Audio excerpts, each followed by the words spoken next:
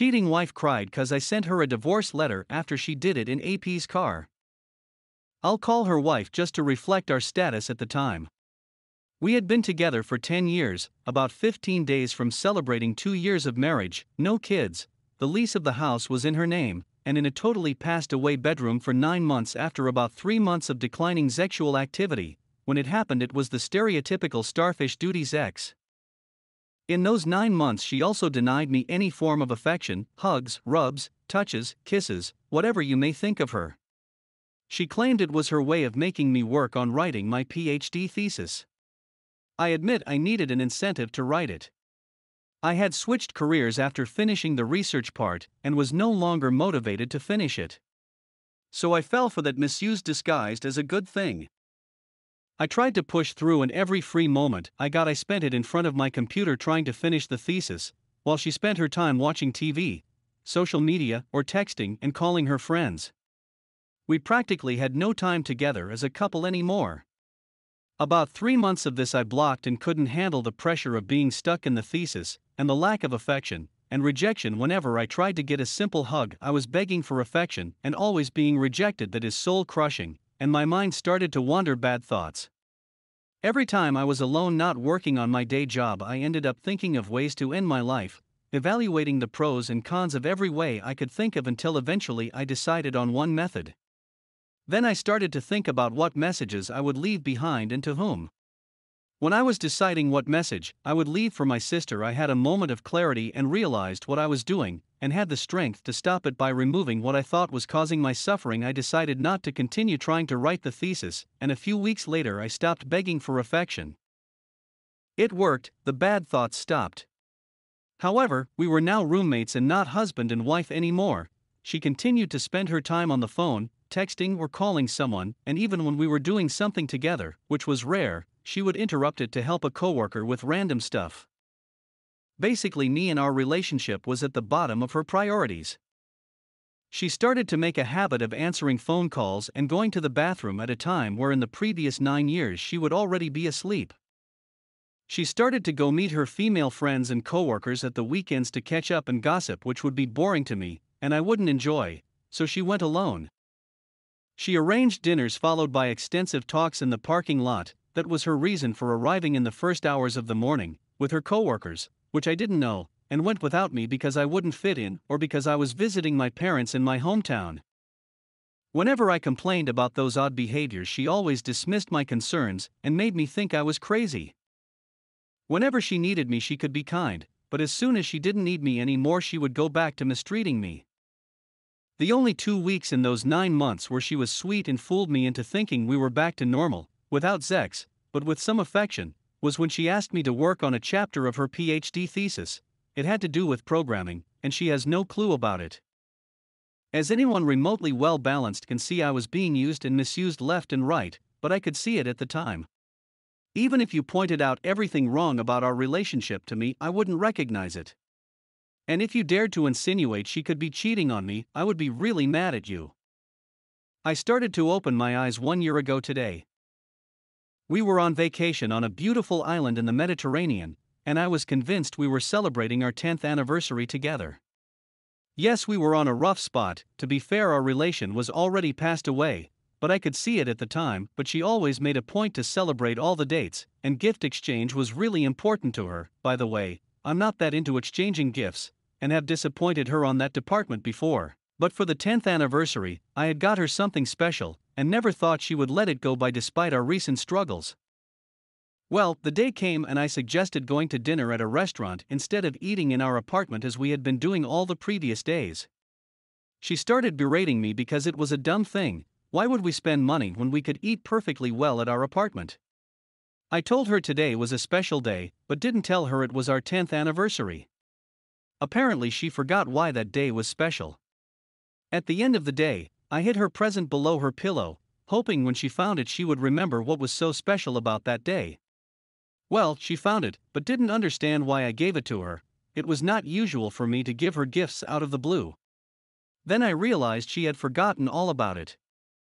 It might seem trivial taking into account all the other stuff, but when she forgot about it, I was hurt and broken. even more than I already was until then. But if you asked me at the time, I didn't think I was broken. We might have a few little problems, yes, but everyone has them, right? Dummy talking. On that day, I decided to look for help and start an IC, without her knowing, to try and solve what I thought was our main problem, our passed away bedroom. I was so wrong back then. Looking back at the passed away bedroom was the least of our problems, but what's important is that I took that decision, and I started IC as soon as we got back from our vacation. In IC, I slowly started to realize all the misused things I had been put through, but still wanted to fix things, and make us work and go back to being happy like before. The idea of her cheating on me crossed my mind, but I quickly discarded it. There's no way she would do that. We are only in a rough spot, there's a million innocent reasons for her behavior. It took me about 3 months of weekly IC and more episodes of complete disrespect and even boldness, or is it that she got too comfortable to properly hide it, to start to consider cheating as an explanation for her misusive behavior? Do you want some examples? I know you do.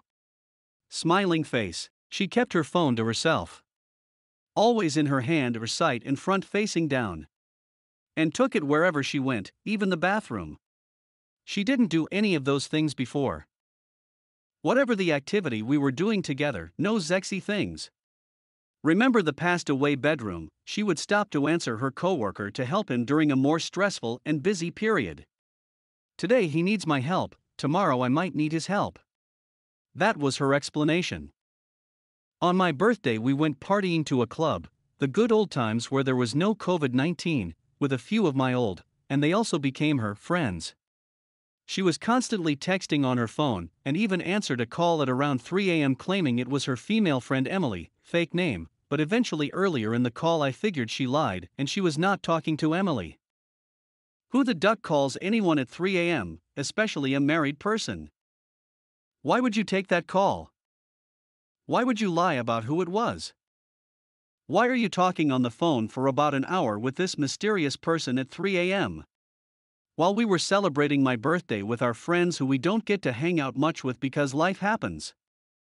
I think you all guessed who it was, and you are right. But I didn't know at the time, and didn't even suspect. I just thought it was one more disrespectful thing.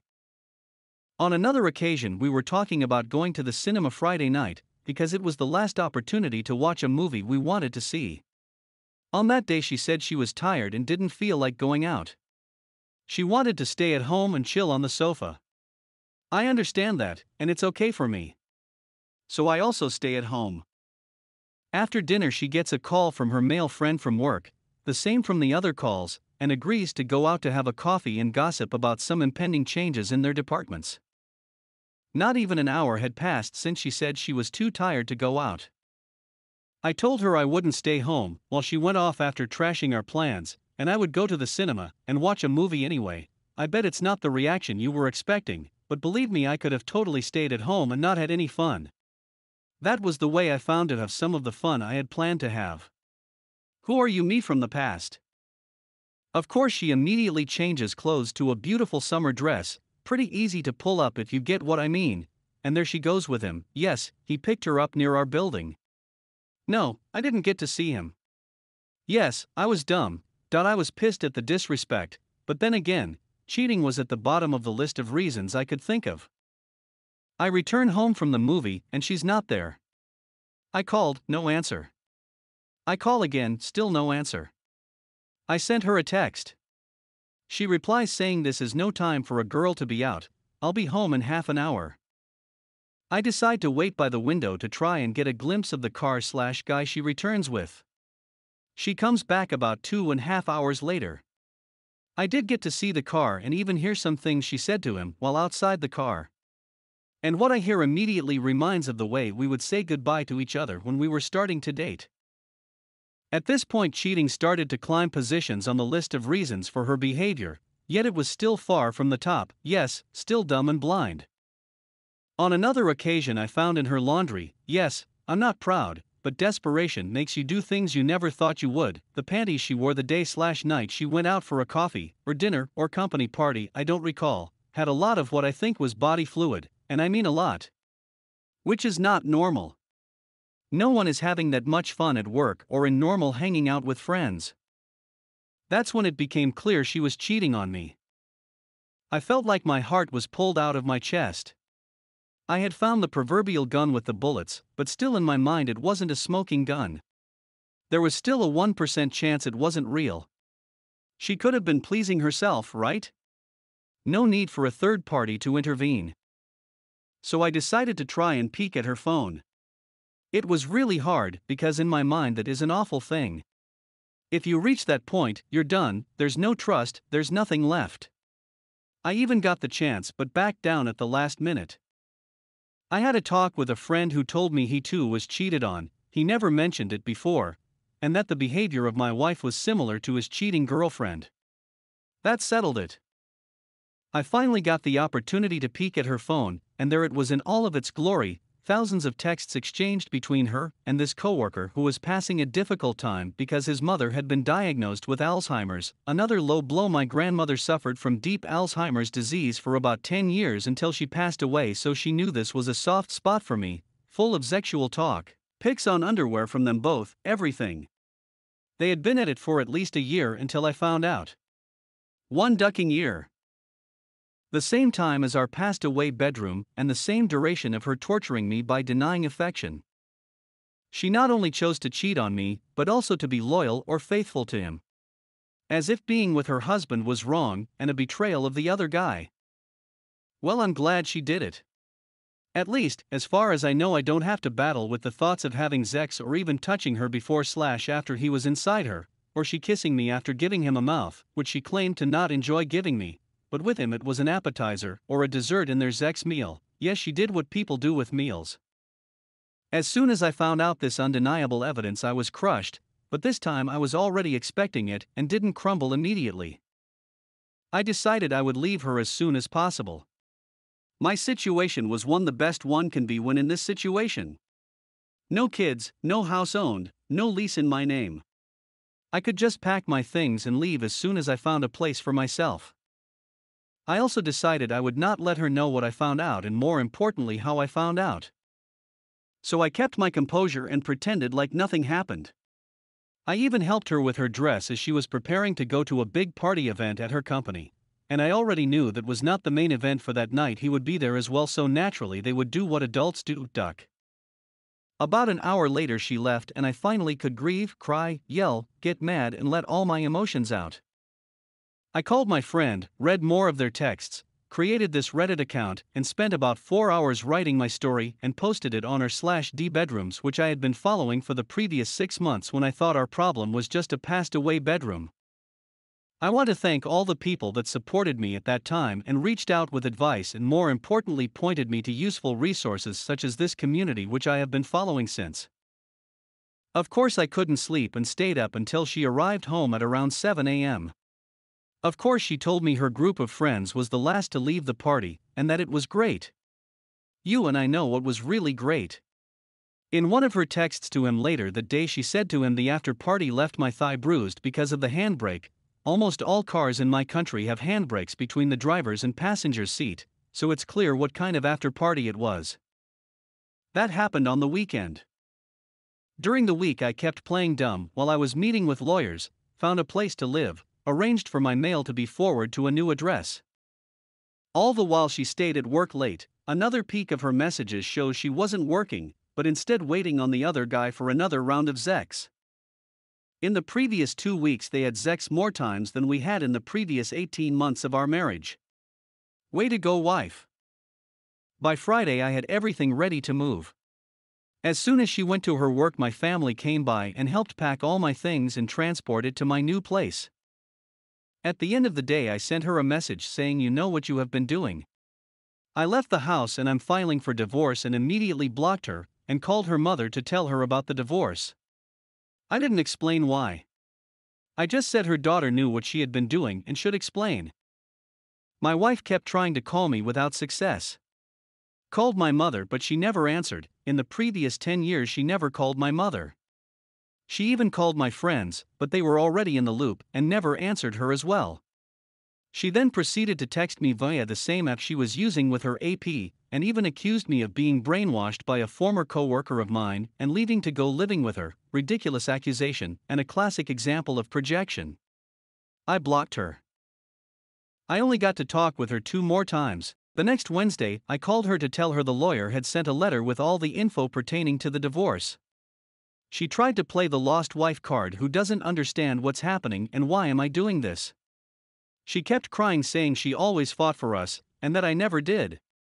That she had been thinking that we should go to marriage counseling for some time.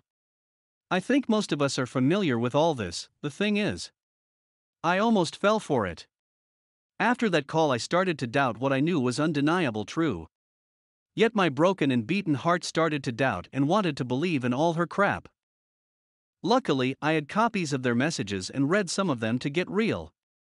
Yes, it was pain shopping, but I needed that to keep myself focused and to not back down. They basically got to know every parking lot suitable for cars X around our house, his house, and their work. They most likely did it also in their work office buildings. And the most hurtful revelation was that they regularly did it in our house, in our bed, living room, kitchen, everywhere. The last time I spoke with her was about a month later when we signed the divorce. At that time, she tried to project this cold, distant, and superior persona. At the end, I told her I knew everything she had done with AP name. Her response was something like this: "What I did was only to get a reaction from you." I think she didn't fully understand what I knew. Perhaps she might even think I was just pissed at all the attention, non-sexual, she gave to other guys. The next weekend, I met with her parents and told them most of what she had put me through and about the affair, although without revealing the messages. Of course, they had a hard time believing her daughter could do such horrible things. But I didn't show them the evidence. Doing it was telling her, "This is how I got you. Next time, be more careful and hide your secret life better." That was the last time I had contact with anyone in her family. How did I deal with all the trauma? I kept going to IC, and I still am today. I relied on my friends and family. I never hide her cheating. Doing it is collaborating. I let my emotions out. Every time I felt like crying, I cried. It came in waves. One moment I was fine, the other I felt the brutal shock of everything once again. Just let it all out. It passes and gets better. I haven't had one such episode for months, but I know I might have one anytime, and it's okay. I started doing things I feel like doing, mostly going to concerts and watching plays at theaters, damn COVID-19, by myself without other people. It feels great not to miss something you think you like just because you don't want to go alone and your friends don't feel like going. Go to events even if you don't feel like going. It's an opportunity to meet new people and get yourself out of your bubble. Yes, it won't cure you, but the boost you get from just talking to new people, even if just for a few minutes, is wonderful. Make an effort to interact more with other people. I'm an introvert, so this is hard and an important thing for me to do. The only way to get better at talking and being with and around other people is, well, by doing it. Has it been easy? Hell no. It's a struggle. But with time it gets better. I confess, I was doing much better before COVID-19 hit my country and shut everything down. In the past 3 months, I felt like going backwards in my recovery, because all the things I did to cope with the situation were not available. Concerts and plays were cancelled. Parties and events were cancelled. Friends' gatherings were forbidden. I moved to my parents' house to be with them when we were ordered to stay at home. Despite being in a really privileged position, sometimes I feel trapped and suffocating without being able to go out, take a walk in a beautiful garden, and take a break from the people in my house. We love each other, but we all need our own space. As a consequence, I found myself going back to all the things she did more often, and it has been hard. I hope my story can help someone. I know it's hard, but it's possible to break all the emotional misuse. You are worth it on your own, you don't need anyone else to tell you are worth it. Take back your power and live for yourself. You can do it.